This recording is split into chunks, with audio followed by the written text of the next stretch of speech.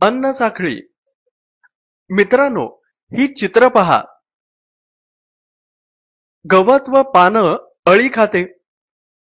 अळीला नाकतोडा खातो. नाकतोड्याला पक्षी खातो.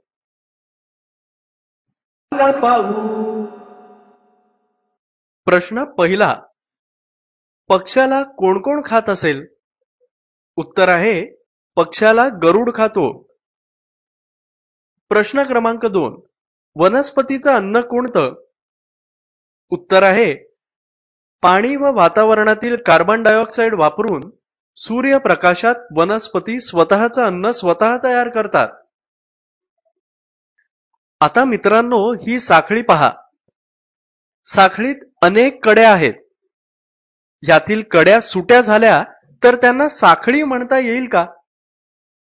नाही येणार.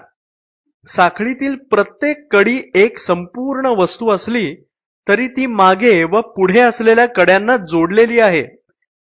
एखादी कडी निसटली तर साखळी खंडित होते. सुरुवातीच्या चित्रांमध्ये सूर्य, वनस्पती, अळी, नाकतोडा, चिमणी असे वेगवेगळे घटक आहेत. ते अन्नामुळे परस्परांशी जोडले गेले आहेत, म्हणून ते एका साखळीचे घटक आहेत असं आपण म्हणतो. अशा साखळीला अन्न साखळी म्हणतात. त्यातील प्रत्येक घटक एका अन्न साखळीची एक कडी आहे.